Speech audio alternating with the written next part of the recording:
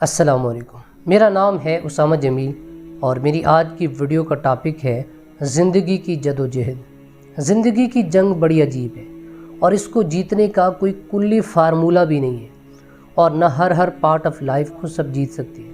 یہ تو بہتے ہوئے پانی کی طرح ہے، کبھی کھلے میدانوں کو سیراب کرتے ہوئے گزرے تو کبھی تنگ گھاٹیوں سے ہو کر گزرے اور کبھی آبشاروں کی مانند دقیق پتھروں سے بہے۔